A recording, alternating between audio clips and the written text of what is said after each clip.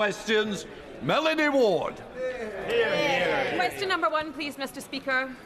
Prime Minister. Mr. Speaker, the anti-Semitic terror attack on Bondi Beach was sickening. It has had a profound impact around the world, including on Jewish communities here in the United Kingdom. These incidents are not isolated. We think of the appalling attack at Heaton Park earlier this year, and these incidents are chillingly focused on some of the holiest days in the Jewish calendar. Mr. Speaker, I've been in touch over the last few days with the Community Security Trust, the Home Office and the Chief Rabbi about security for Hanukkah events here in the United Kingdom. Last night we held a Hanukkah reception in Downing Street where I reaffirmed our fight against the poison of anti-Semitism. We will use all of our powers to make sure Jewish communities are safe and secure as they should be. Mr. Speaker, may I also take this opportunity to wish you, all the staff in Parliament, every member and their families across the House a very happy Christmas and a little festive advice to those in reform. If mysterious men from the East appear bearing gifts,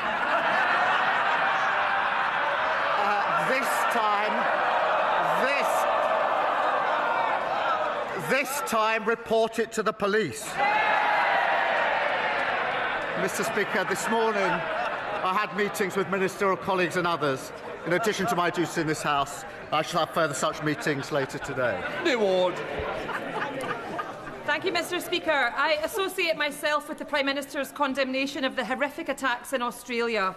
We must be clear that anti-Semitic terrorism is always an outrage. Mr. Speaker, at Christmas time, many across our country will be thinking of Bethlehem, where the situation remains extremely difficult.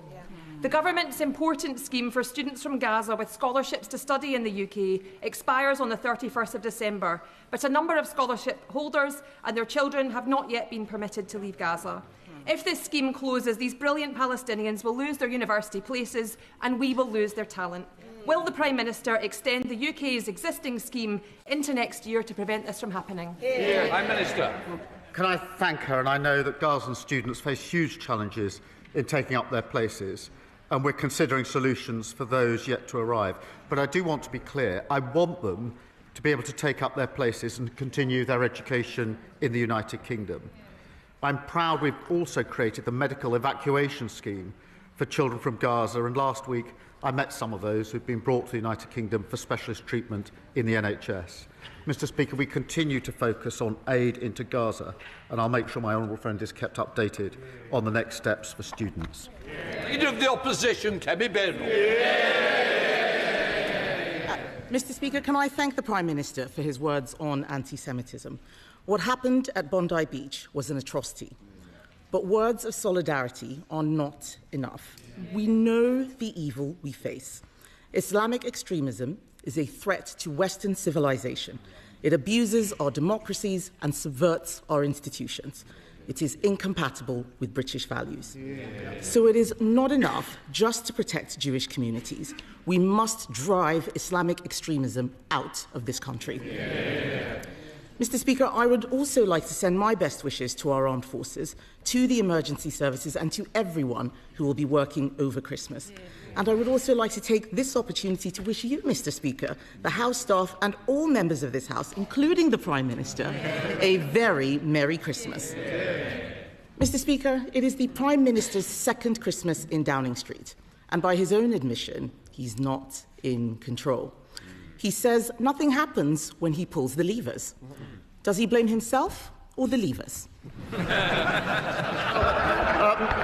Mr. Speaker, I'll just set out what we've achieved this week, Mr. Speaker. We're setting out our Violence Against Women and Girls strategy tomorrow. That'll me specialist support for abuse victims and the 999 calls experts. Sorry, Prime Minister.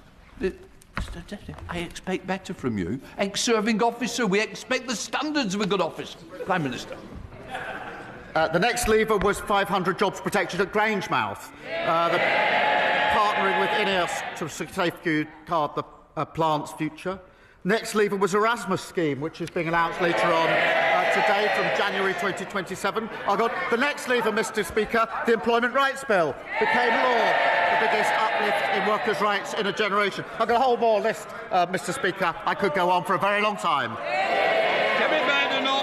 I'm not sure exactly what that had to do with the question, Mr. Speaker. The fact is, the Prime Minister promised economic growth,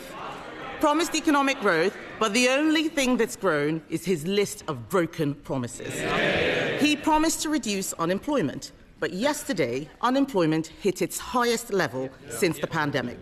It has gone up every single month since he came into office. Why is that?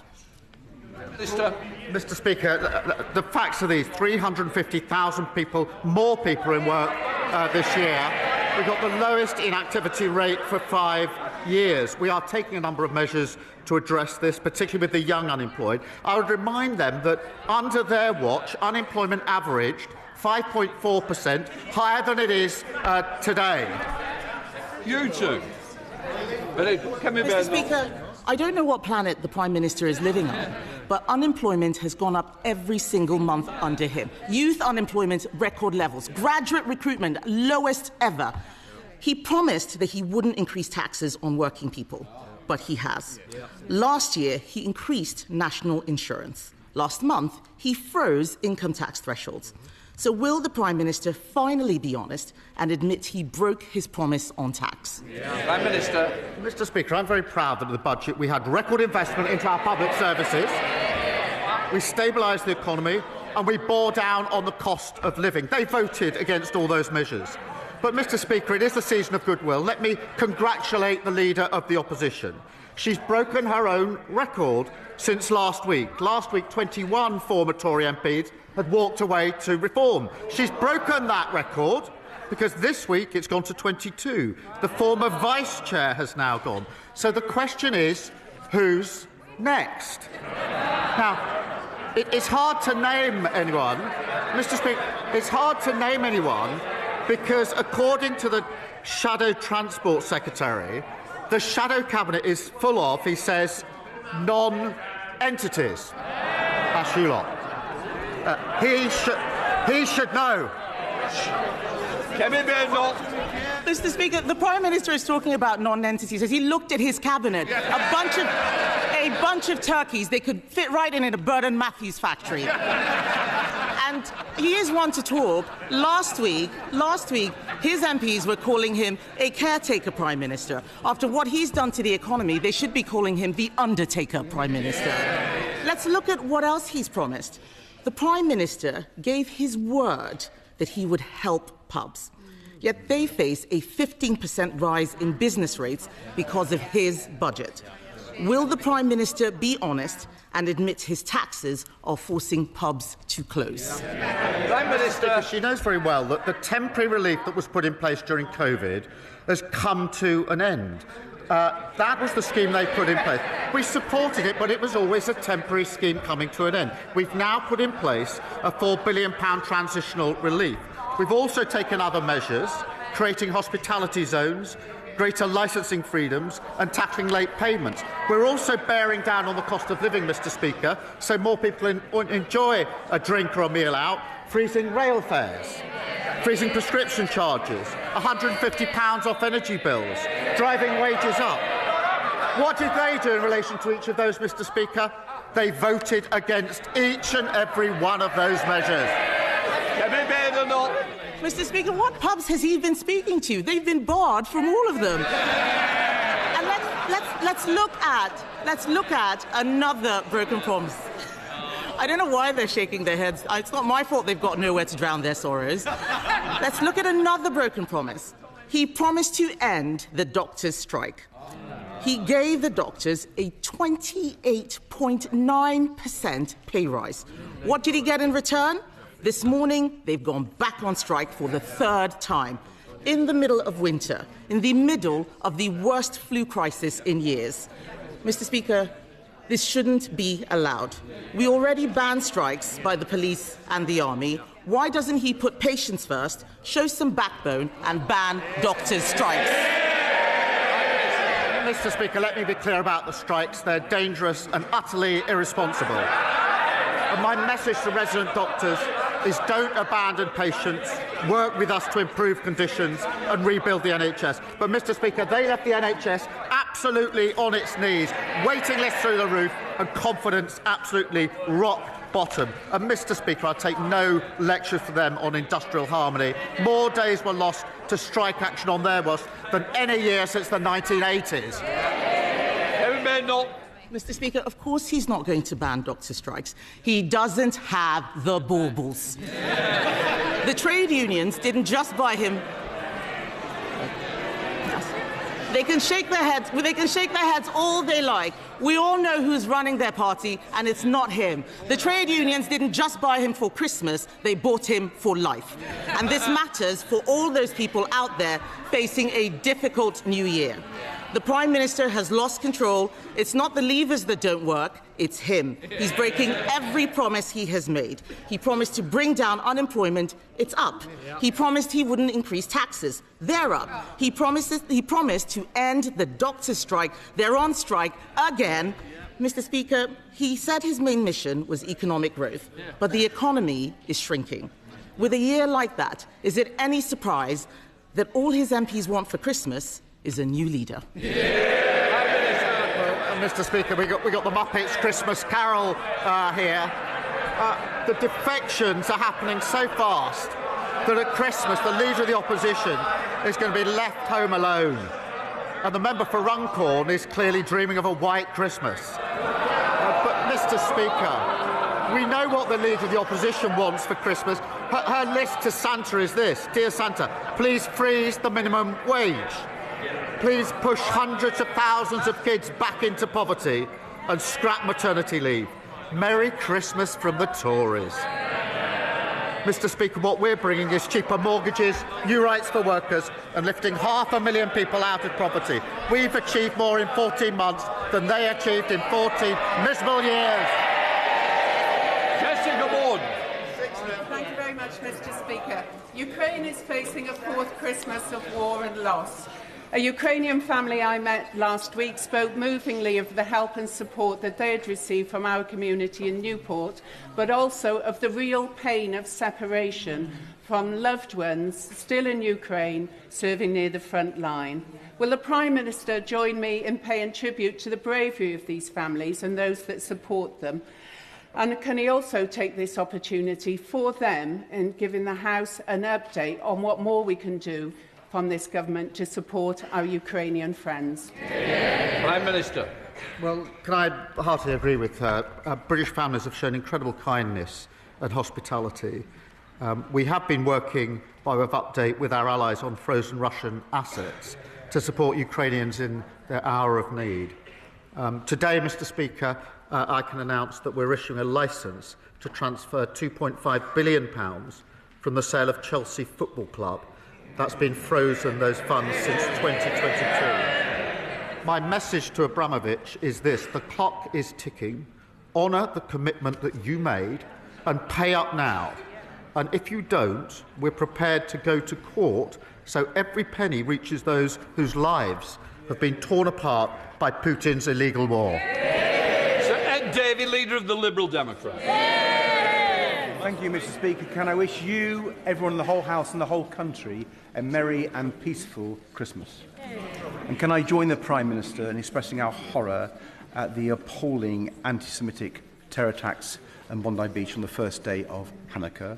Our thoughts and prayers are with the families and friends of all those who've been killed and injured in this senseless act of violence, and our thoughts with the whole Jewish community. Mr Speaker, I'm sure we've all heard British Jews explain how they no longer feel safe in this country. Many of us have friends who volunteer to put on stab vests and stand guard outside their synagogue, and at Heaton Park in October we saw why. Anti-Semitism is real, it is poisonous. We must all work together to stamp it out. The Board of Deputies have called for a comprehensive government strategy to tackle anti-Semitism.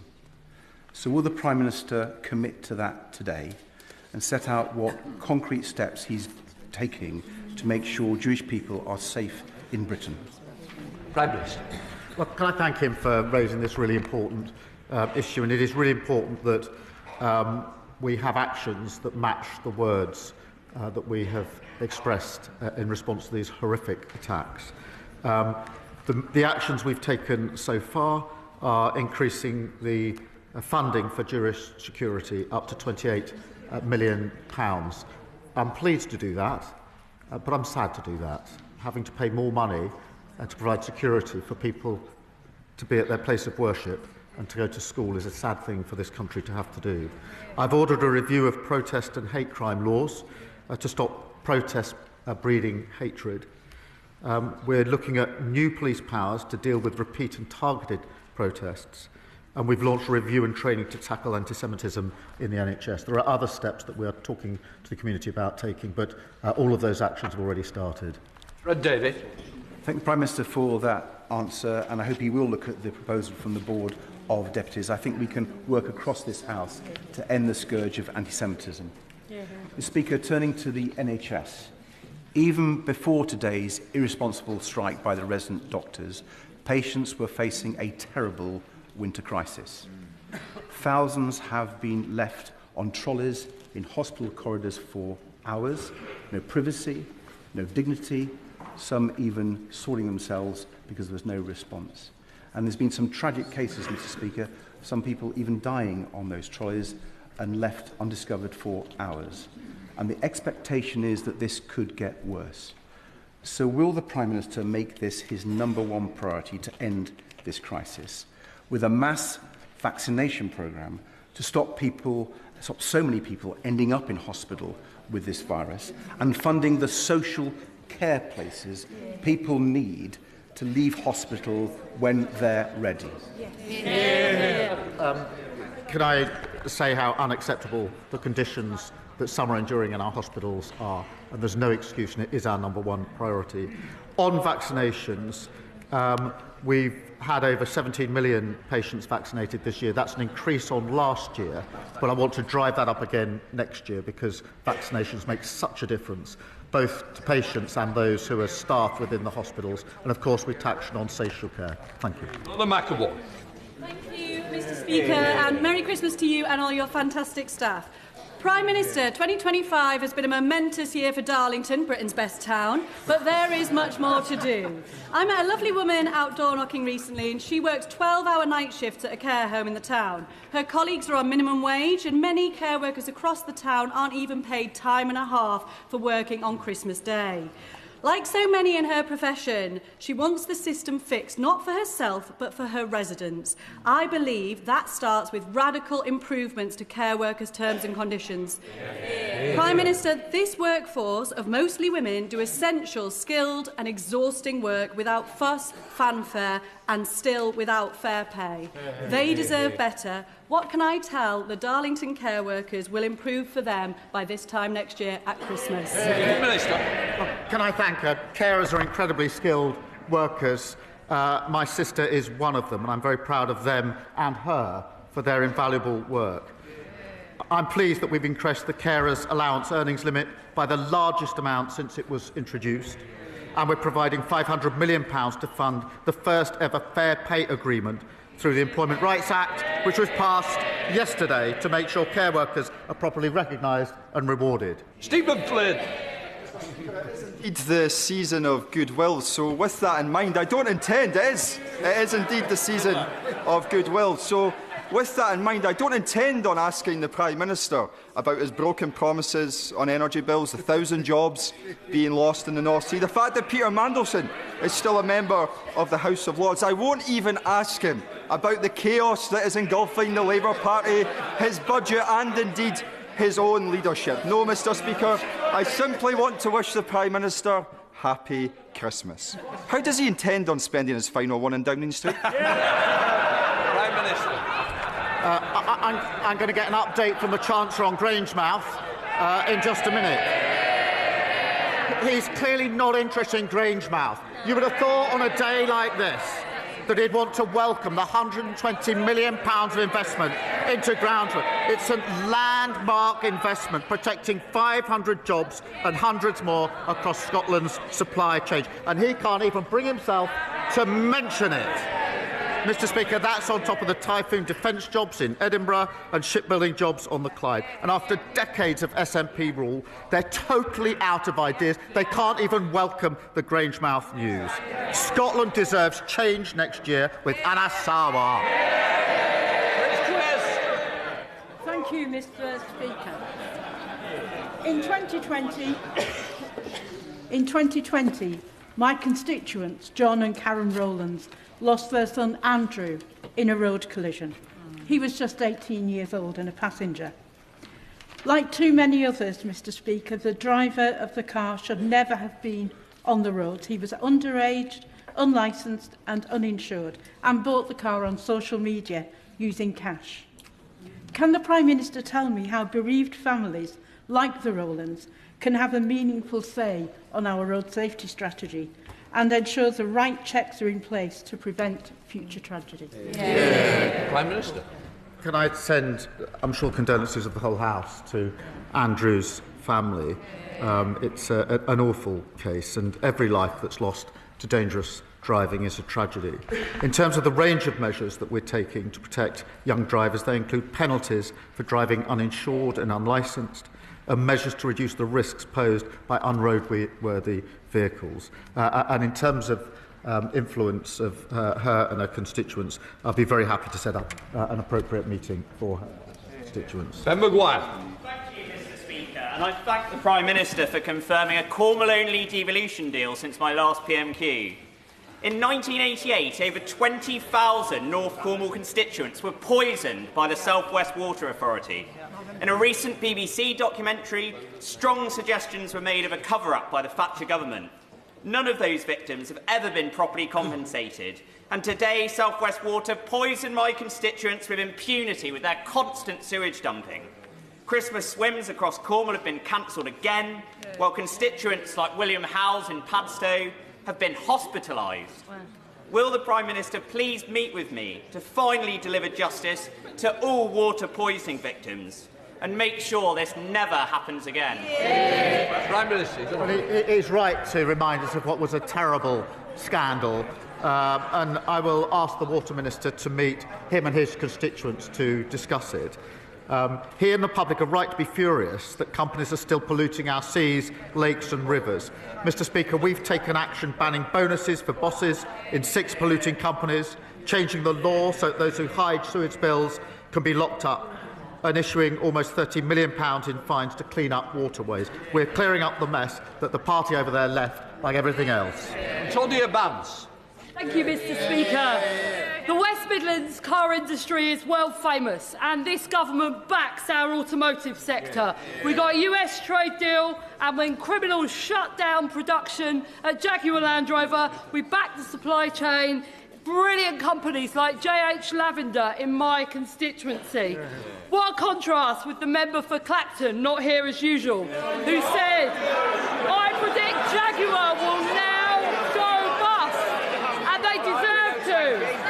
Would the Prime Minister agree with me that the workers of the West Midlands and the entire country need a Labour government and can't afford the economic vandalism of Reform UK?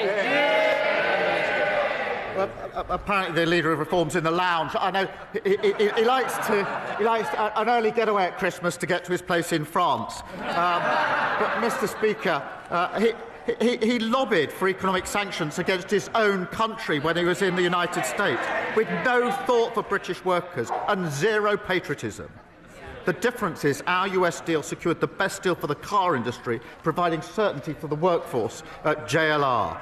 And there's more good news, Mr. Speaker, for the car industry this week, because Nissan is now building its new electric Leaf in Sunderland. That's the difference a Labour government makes. Sir Julian Smith. Compliment the Prime Minister on the work he's done on Ukraine and wish him well over Christmas on that topic. Mr. Speaker, pubs are at the centre of rural communities in areas such as North Yorkshire. They are under more pressure than ever before.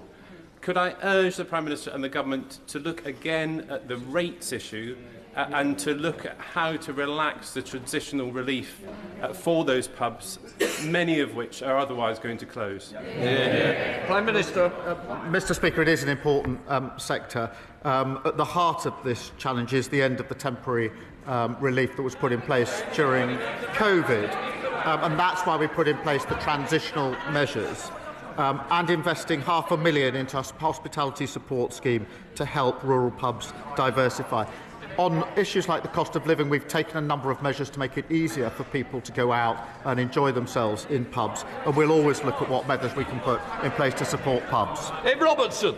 Thank you, Mr. Speaker. People across Lichfield, Burntwood and the villages will be looking forward to a very happy new year, not least because of this government's commitment to the Midland Rail Hub project, which will revolutionise rail travel across the West Midlands and further afield. We are all really eager to see a better service between Lichfield and Birmingham as soon as possible, though. So will the Prime Minister join my campaign for a more regular service on the Cross-City line? And can he confirm that rail commuters will benefit from frozen fares because of this Labour government? Well, Mr. Speaker, the hub means more regular services for up to 15 stations across the region. That's vital after the Lichfield to Birmingham service was slashed under the previous government. The construction will create around 13,000 jobs, and we're delivering them as quickly as possible with Network Rail awarding design contracts this week. Mr. Speaker, we're also freezing rail fares. That's the first time that that's happened in 30 years, saving his constituents about £90 a year on the commute to Birmingham. Andrew Snell. Thank you very much, Mr. Speaker. As the ghost of Christmas past scoops up the Prime Minister from his slumber in number 10 this year, I wonder what he will show him on Christmas Eve. Maybe it would be the devastated family farmer putting up the for sale sign on the yard, or the children hugging each other as their independent school closes, or any of the 100,000 hospitality workers who have lost their jobs, or the millions of families that are trying to work out how they will pay their tax bill to fund the ever-growing welfare state. So is it no wonder that the ghost of Christmas future has given up on this Prime Minister, and all that is left is for him to get his bag of coal from Santa and his P45 from his own MP. Happy Christmas. I saw that the honourable member was asking the public to suggest questions for today. I actually put in a bid, Mr. Speaker. I filled it in. I assume he missed the question, I assume.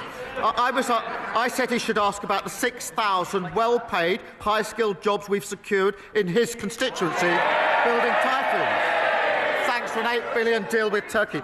I'm disappointed that he didn't want to talk about good, well-paid jobs in his constituency secured by this Labour government. Mr. Speaker, just days before Christmas, heartbroken Derbyshire families and staff have learnt that the Reform-led council are closing 8 care homes, including Rowthorne in Amber Valley. And that comes just days after learning that the council's cost-saving claims were entirely fabricated. Does the Prime Minister agree with me that when Reform talk about Doge, what they're actually talking about is cutting vital public services care homes? And will he join me in urging Derbyshire County Council to think again? Prime Minister. Well, it is deeply concerning to hear about the closure of 8 Derbyshire care homes by the Reform-led Derbyshire Council. It will be hugely concerning to residents and to their families, while we're making £3.7 billion of extra funding available to councils to fund social care. And let me say to the member for Clacton, relaxing in the lounge, Christmas is a time for forgiveness. It's never too late to apologise to former classmates. Nick Timothy. Thank you, Mr. Speaker. Labour's tax rises mean lower growth and higher unemployment, and the reason for the tax rises is government spending. The Prime Minister personally promised the country to limit spending increases to £9.5 billion a year. So what mandate did he have in his first 2 budgets to increase annual spending 15 times faster by £146 billion. Mr. Speaker, we had a mandate to change because we inherited major challenges across the country. If only he had done something to solve these problems when he was working in Downing Street. He left a complete mess. Neil Duncan-Jones.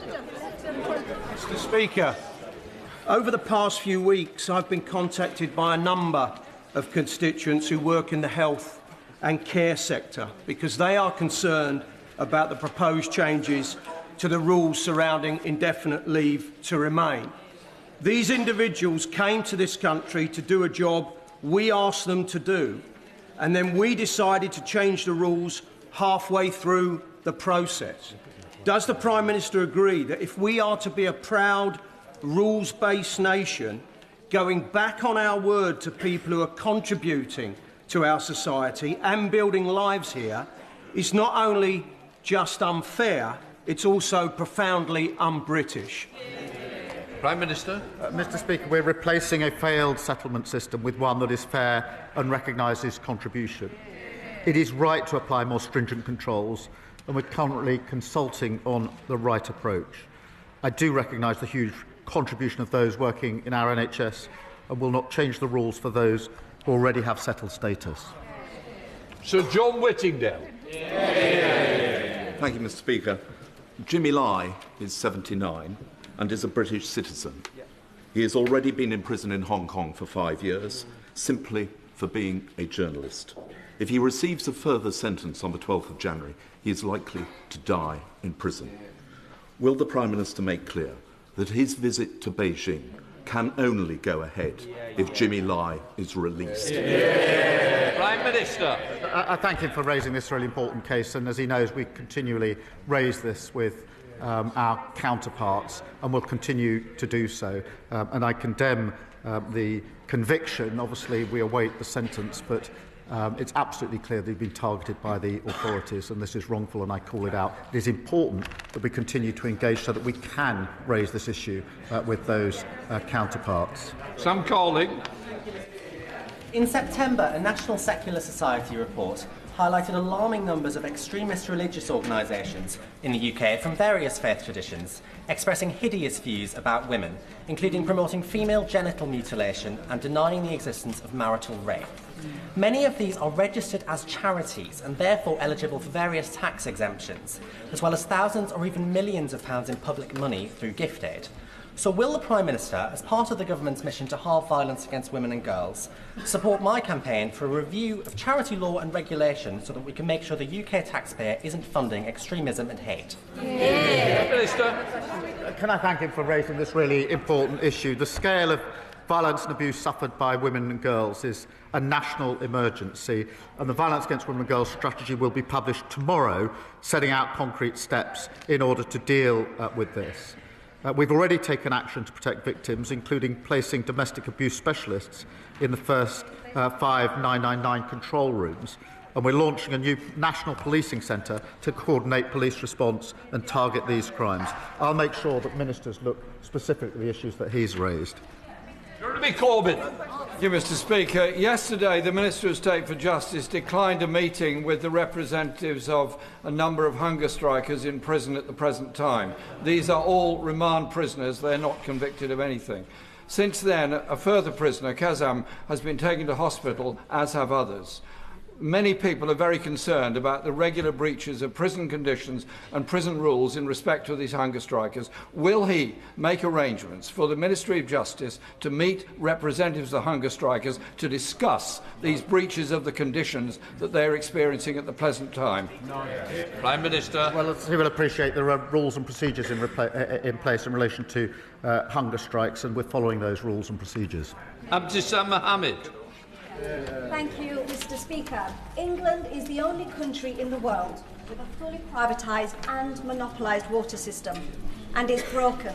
My constituents in Sheffield Central, like many across the country, continue to face burst water pipes, polluted rivers and rising bills, all while the Chief Executive of Yorkshire Water has taken £1.3 million in bonus payments through an offshore company, and that's on top of her very healthy £660,000 salary. Will the Prime Minister assure the House that the forthcoming water white paper will have stronger accountability and put public interest first before bosses' bonuses? And more importantly, will it consider bringing the essential public service back into House? Prime Minister. Yes, is the simple answer to that question. And our decisions are already holding polluters to account. Mr. Speaker, new severe fines, banning bonuses, and a record 83 criminal investigations have been launched. We've also secured over £100 billion of investment to upgrade infrastructure to deliver better services to constituents. Final question, David Mundell. Mr. Speaker, on Sunday at Arlington Cemetery, I will have the honour of joining family and friends of many of the victims of the bombing of Pan Am Flight 103 over Lockerbie on the 21st of December 1988, the worst terrorist atrocity in the United Kingdom. Does the Prime Minister agree with me that, especially after all these years, those family and friends deserve both truth and justice? And will the United Kingdom Government continue to do all it can to bring about that outcome? Prime Minister. Can I thank him for raising this? And nobody could forget the shocking scenes at Lockerbie. And I know the huge impact it's had on the community that he grew up in, where people have responded with such compassion and strength. He has rightly stood by their search for justice and truth for all of the intervening years, and I pay tribute to that. All of our thoughts remain with the families and friends of all the victims who deserve truth, and I urge the Scottish authorities to consider the points that he raises. We'll let the front benches change over. You didn't ask a question, so I don't know you can have a point of order. Sorry? No, but you didn't ask a question. Maybe somebody who'd asked a question would be better. Right, okay, let me just turn that down. Okay, quickly. If you haven't seen the digital ID debate, the link is in the top of the chat and in the description to this live stream, okay? It has been hidden by Parliament Live YouTube channel, okay? So I don't know why they've hidden it. It's quite a heated debate and it's quite one-sided, let's say, probably because of that. So please go and give it a watch. There is another video out about the Online Safety Act, which they keep which they keep referring to as children's safety. We all know what that will lead on to.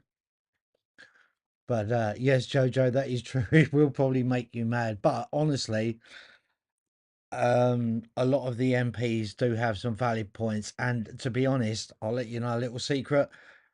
99% of them are against the digital ID. All right, so there's two going on there.